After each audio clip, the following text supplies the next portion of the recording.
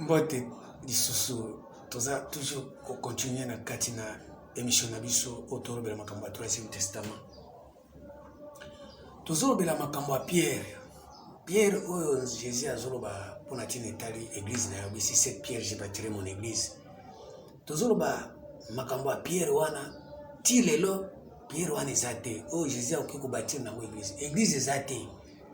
Tozana ba bâtiment mais église ezate. Po ba porte ya séjour de mort ezaka ya kofungwama.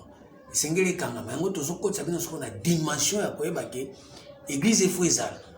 Po na kati église nde tokomona sikoyo makambo nyonso Jésus alobaki ezosalema na kati église. Or na kati église bakoki koofrir lisusu ba offrande na ba sacrifice ya ba porte ya séjour de mort te. Il faut kokanga porte ya séjour de mort. Pour porte à séjour de mon ce que zo fungwama Pierre azate. Or ce qui Pierre a se convertir de porte à séjour de moi kangami. Total mukanda Luc 22 verset 31 à 33. Yangwana nazolo bila makambo etali église. Pierre wana soto kena mukanda Daniel 2 verset 34 elobi boy ndeko molinga mi tanga bible na yo po tozala totambola elongo. Daniel 2 verset 34 elobi boy tu regardais lorsqu'une pierre se détachait sans le secours d'aucun main. Pierre ezo se détacher sans secours ya loboko maboko ya moto mokote. Pierre wanande Jésus a dit, sur cette pierre, je bâtirai mon église. Puisque les pierres, ceux qui ont détaché, ils ont quitté, ils ont un secours à moutouté. Secours à prophète, il y a pasteur, il y a bishop, il y a révérend, il y a visionnaire. Visionnaire, il y a tout le temps qu'on a mis dans la salle qui est macaboué à la bouille. Il y a été, il y a un moniteur Jésus. Azolo ba makambo azana assurance ya Pierre pour na kotongela ngo église. Tu regardais lorsqu'une pierre se détachait sans le secours d'aucun main, frappa les pieds de fer et d'argile de la statue et les mit en pièces. Omoni ne tozotambola na kati ya makambo nzambe. Bato ebele basi kotambola na makolo wana ekomi ya mabende azotambola na makolo mais makolo ekomi ya mabende pe makolo mosusu eza ya argile ya mabele na bastati oyo nyonso bato batiango babikeko okomona moto azotombola mabele alobi nzambe asi asaleli ngai nasombi ndako. Est-ce que ndako wana eza na vie éternelle to eza na vie passagère? Est-ce que lelo soki bombe ekpei na ndako wana epanzana te? Po babi tout ce que Dieu fait durera toujours. Il n'y a rien à y retracher, rien à ajouter. Dieu agit ainsi afin qu'on les craigne. Ecclésiaste 3 verset 14. Siko oyo Pierre oyo ezali kokita na osekuru ya mutu te, ya mama na ote, ya bana na ote, église na bino te, ya généalogie te. Yango wana omoni Jésus azo comprendre que soki totongi ndako nzambe na Pierre oyo eza na osekuru ya mutu te, ba porte ya séjour de mort kosani ekokangama.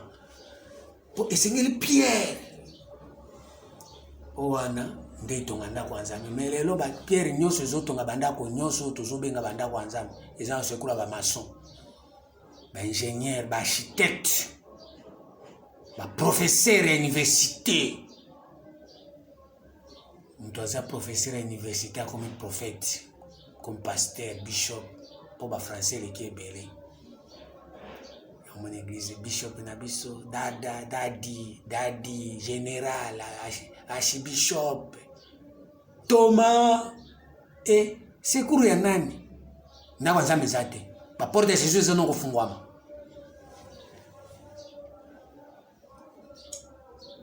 Et mwana tozolinga sikoyo tokota na kati ya dimension ya pierre vivante oyo esengeli totongela ngo nzambe ndako oyo ezotongama na secours ya maboko ya mutu te. Nakoka makambo ya boye, nakosungama na makambo ya boye, nakosimba makambo ya boye po ete ayoka yango mpe asalela. Moninga mikati na nkolo. Matthieu 24, premier verset. Luc 13.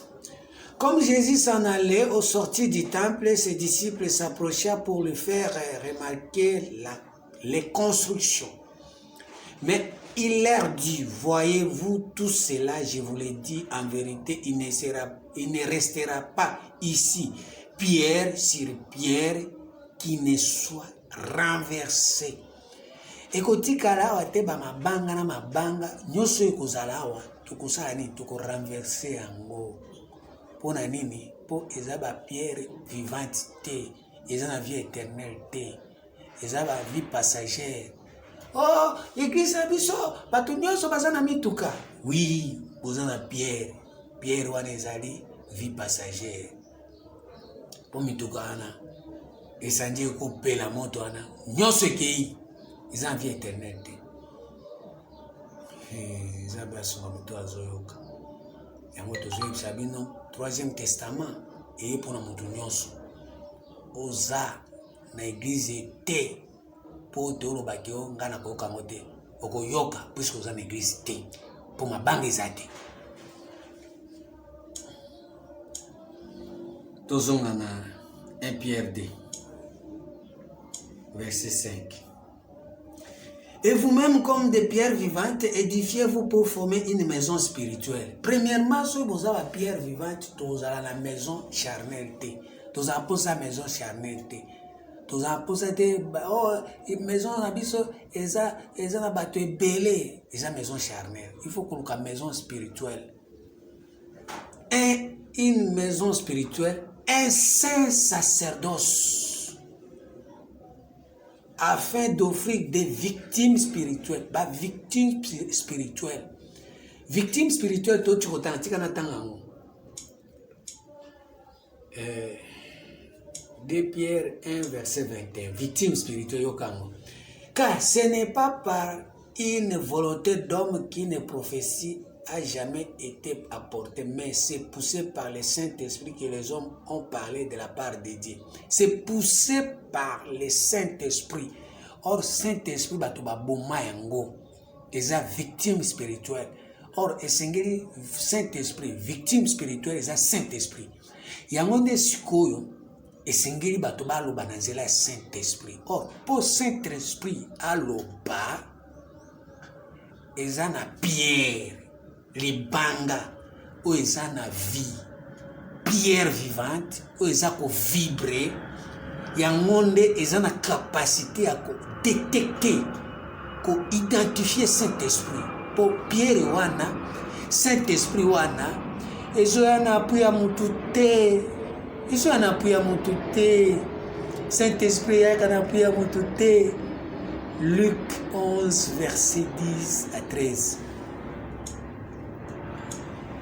Luc 11, verset 10 à 11. Et le Bible. Car quiconque demande reçoit, celui qui cherche trouve, et on ouvre à celui qui frappe. Quel est parmi vous le père qui donne une pierre à son fils s'il lui demande du pain ou s'il lui demande du poisson? Lui donnerait-il un serpent au lieu d'un poisson? Ou s'il demande un œuf, lui donnera-t-il un scorpion? Si donc méchant comme vous l'êtes, vous savez donner de bonnes choses à vos enfants, à combien plus forte raison le Père Céleste donnera-t-il le Saint-Esprit à ceux qui le lui demandent? À ceux qui le lui demandent. Balingami kachinankolo. Esenga sikoyo Saint-Esprit nde osenga. So soki Saint-Esprit yeye okokutana na pierre vivante.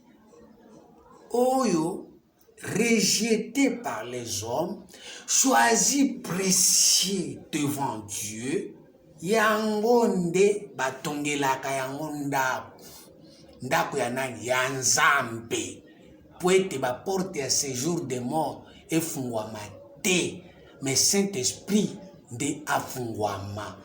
Bandeko, Saint-Esprit yango nde nini? Shoko bondoro shinda baraka patamba nemenge metobo norobo bobo yango te. Hébreux 6 verset 4 à 8. Saint-Esprit. Hébreux 6 verset 4. Et le Bible. Car il est impossible ceux qui ont été une fois éclairés. Muto yazali na Saint-Esprit azalaka éclairé. Il est impossible que ceux qui ont été une fois éclairés, oya yambi Jésus, oya za lumière, oya yambi connaissance, intelligence ensemble, science ensemble.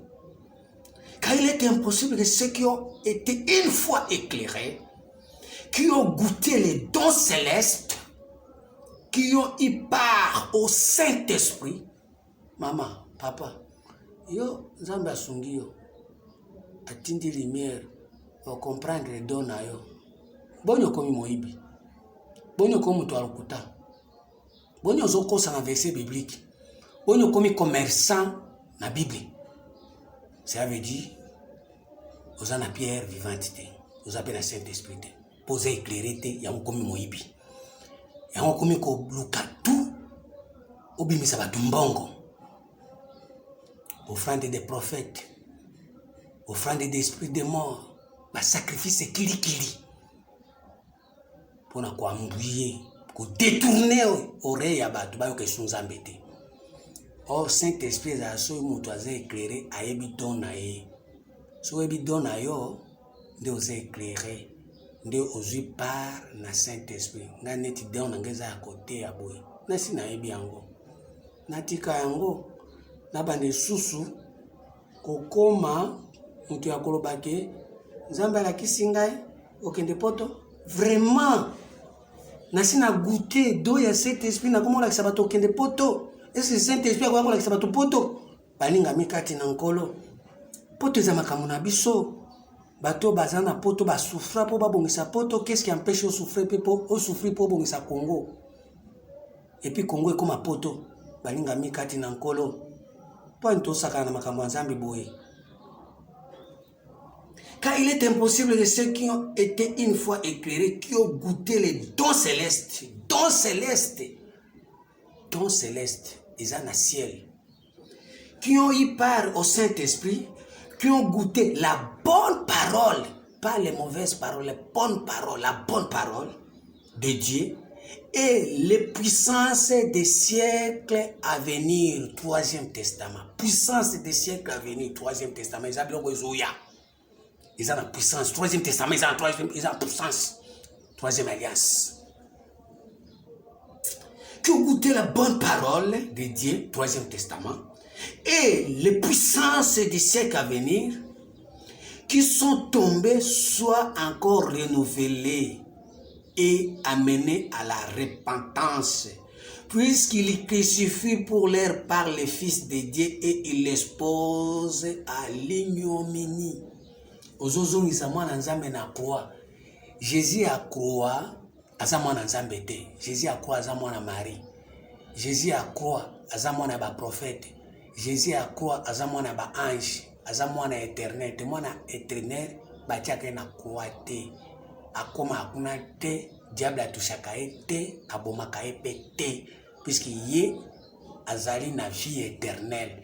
Tout ce que Dieu fait durera toujours, il n'y a rien à y ajouter, rien à y étracher. Bambate, ceux qui auraient traché moi na Nzambe, c'est-à-dire yo, katina yo, vie éternelle ça te, payer à ça pe na vie éternelle te. Mais ce qu'on goûté don na yo, don céleste, o comprendre makambo Nzambe asala pona yo muto bomango azate mutu pe ko décourager azate mutu pe ko peso azate puisque za makambo nzambe don wana nde umela kaka soki mutu olote ndoko ako lobaki ozana eloko te nini etali yo te puisque don wana nde eza bavictime spirituelle oyo esengeli ko-offrire yango nde esengeli siko kosala sacrifice ya kobanda ko-offrire badon wana 1 Pierre 4 mais boboma yango ekomi victime spirituelle yango nde nzambe aza na posa bato bayeba 1 Pierre 4 verset 10.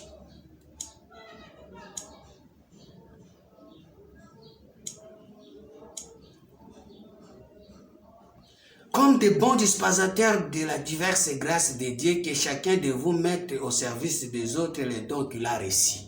Tu vois ça? La victime spirituelle, oyo esengeli koffrir eza kopesa badon. Yo za na don ya koyemba. Pwani mpo yemba ifo bakumisa yo. Pwani mpo yemba ifo bafuta yo. Yo za na don ya koteya. Pwani mpo teya ifo lukambongo. Po sala mbongo nango. Ça, mon bon nango, ce n'est pas Dieu qui crée à toi le vouloir et le faire. Les abattus. Soko zoyemba po bakumisa yo po zo mbongo. Les abattus. De bakumisa yo. Or, Dieu qui a fait le ciel et la terre n'habite pas dans des temples, dans des maisons, dans des tentes. Fait des mains d'hommes.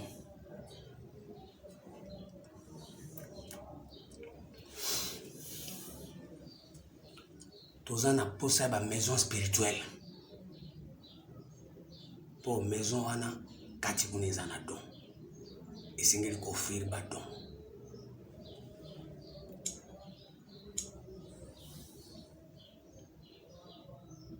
1 Corinthiens 12, 4. Il y a diversité de dons, mais le même esprit. Papa, maman.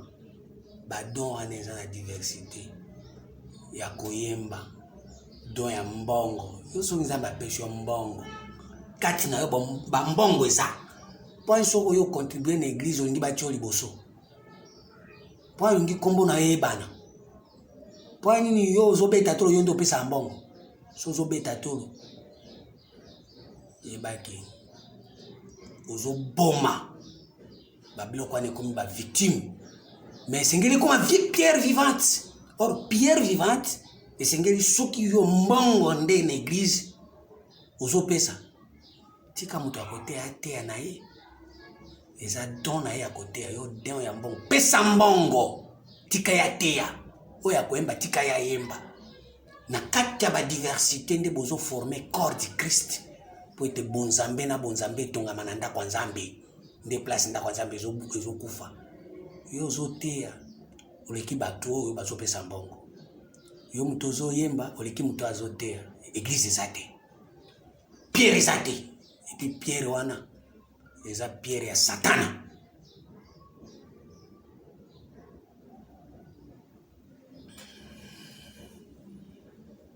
pierre arrière à moi satan po ete olingi bakumisa yo oyebana po pesa mbongo oyebana po teaka oyebana po yembaka eza eloko nzambe eza libanga ezuta likolo na pia mutu te balinga mikati na nkolo biloko wana sikoyo il ne fallait pas ekufaka il ne fallait pas retracher ajouter ande kosala kaka yo nde oyembi malamu yo nde oza moyembi yemba kaka na oyemba te bomonela ngai biloko wana eza ya yo te. Isa biloko za batekati na yo.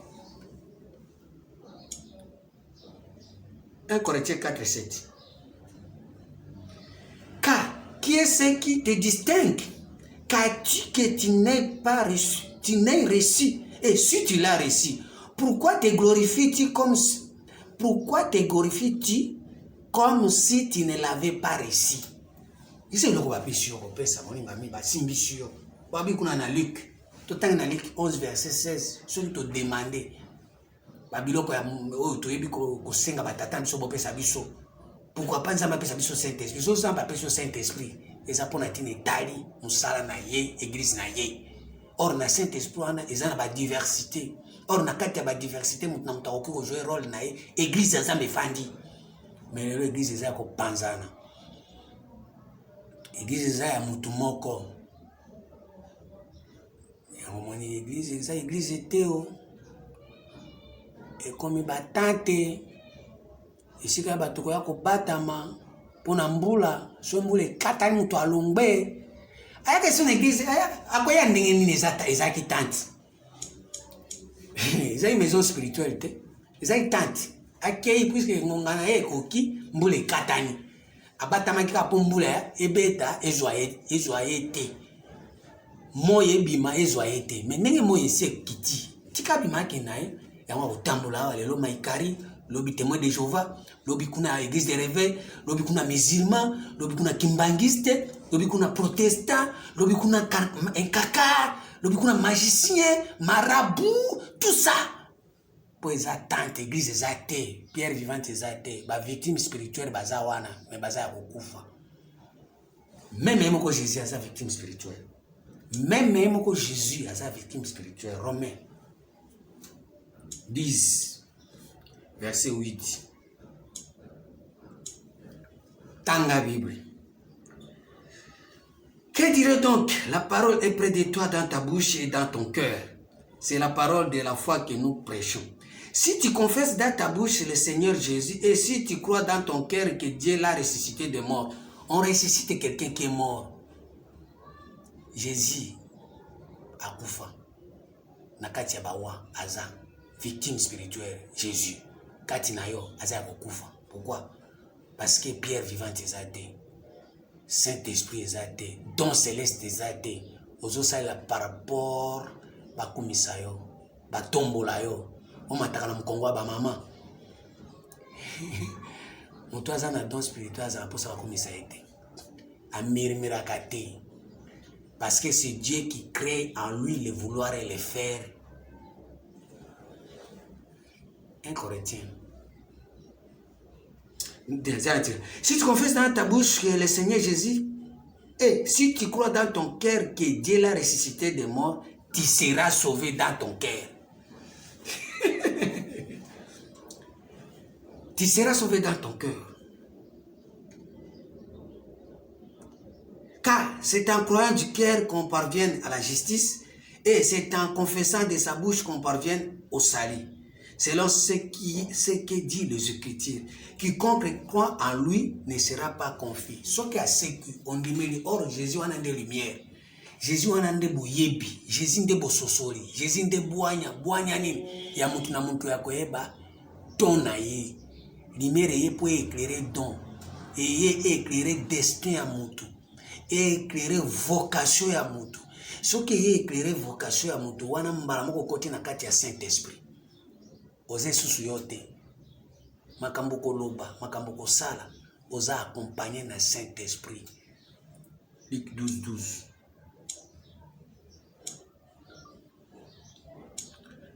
Mutu moko akoyoka makambo soki asepeli nango te. Ah Nzambe.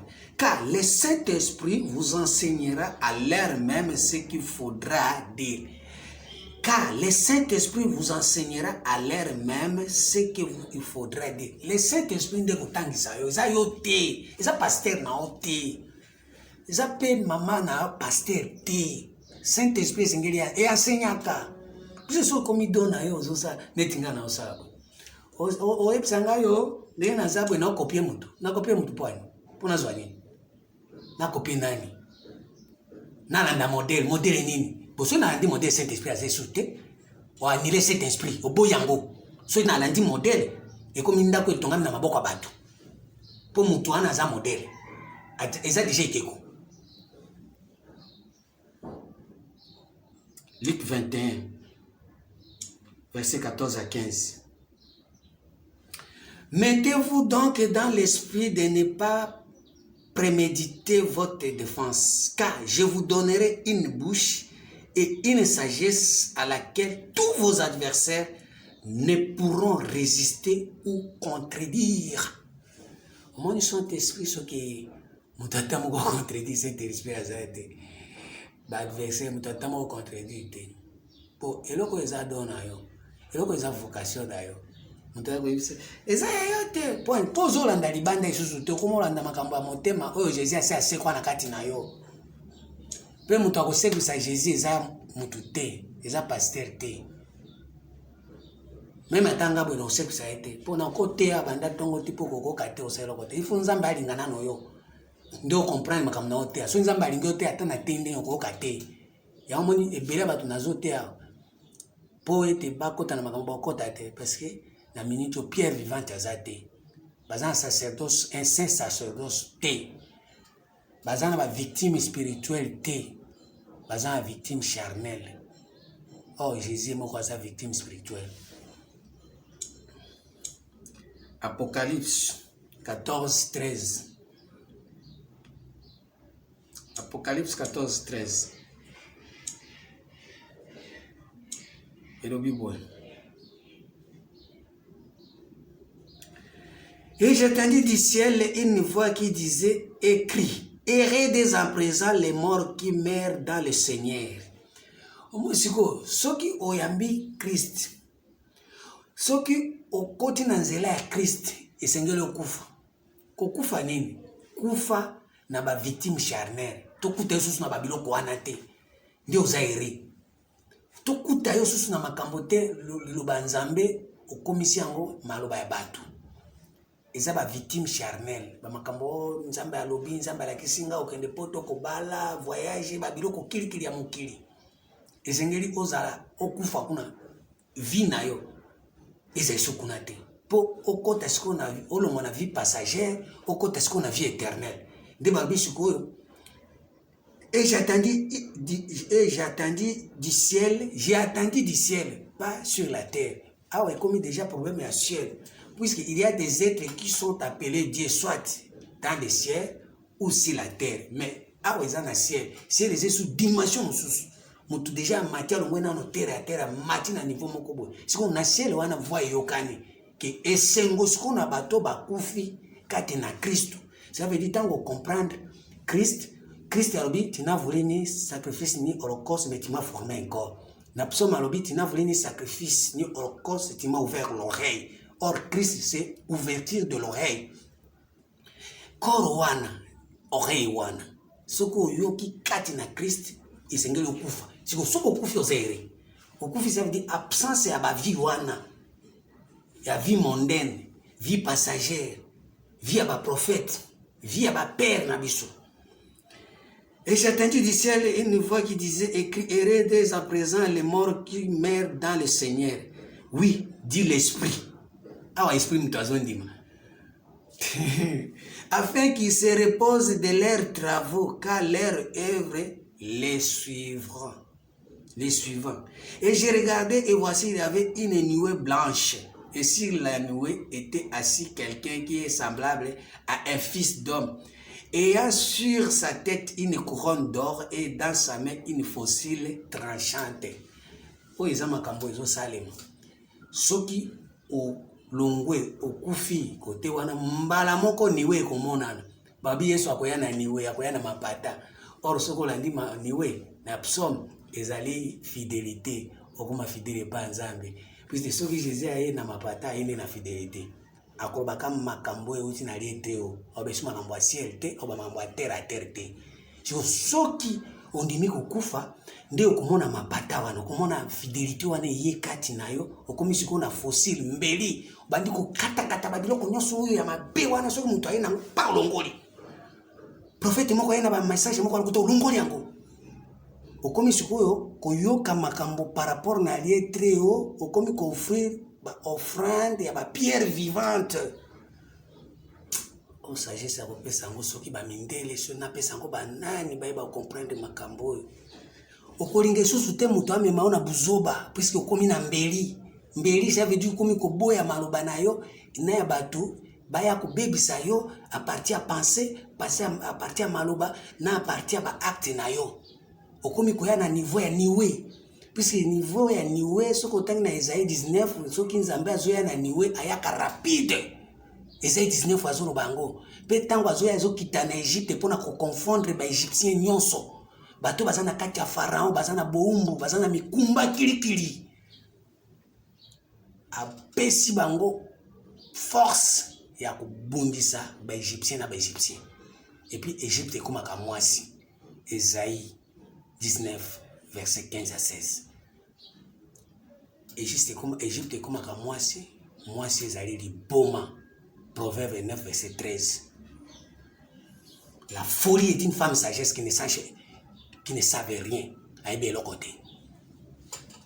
Et j'ai regardé, voici, il y avait une nuée blanche, et sur les nuées était assis quelqu'un qui est semblable à un fils d'homme, ayant sur sa tête une couronne d'or.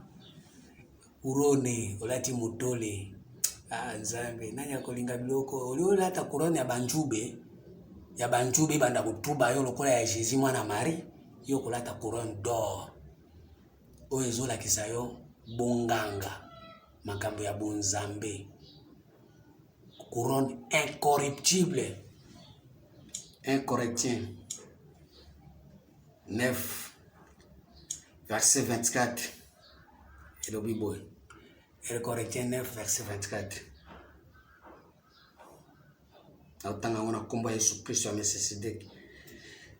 Ne savez-vous pas que ceux qui courent dans les stades courent tous, mais qu'un seul rapporte les prix? Courez de manière à les rapporter. Tous ceux qui combattent s'imposent toute espèce d'abstinence et ils font pour obtenir une couronne corruptible. Mais nous faisons-les pour une couronne incorruptible, couronne d'or. Et ça, couronne incorruptible. Mais ils ont tous bazo qui m'embang pour bazo couronne corruptible.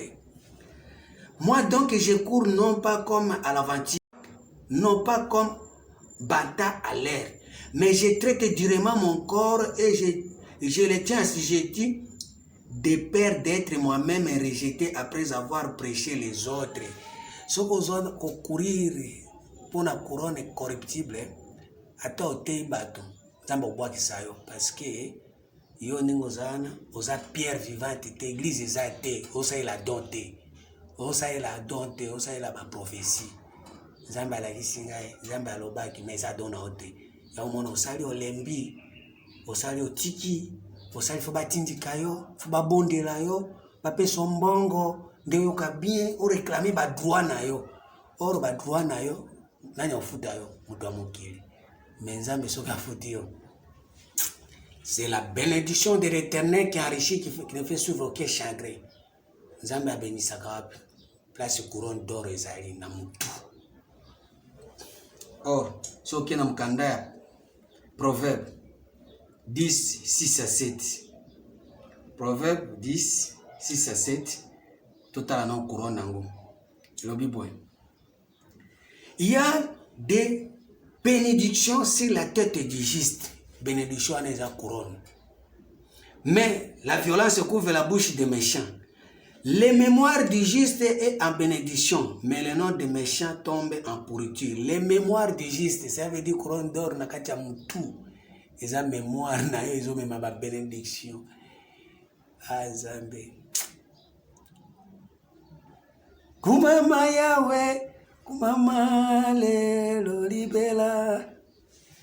Mama lelo libela kumama zambo yo. Mama lelo libela kumama zambo yo. Mama lelo libela. Kumama lelo libela. Kumama lelo libela kumama zambo yo. Mama lelo libela. Mama zambe kumama lelo libela. Akumama libela na libela po aza na vie éternelle aza na éternité nzambe wana aza bien tike te kombo na ye komisama na kombo na Yesu Kristo amen.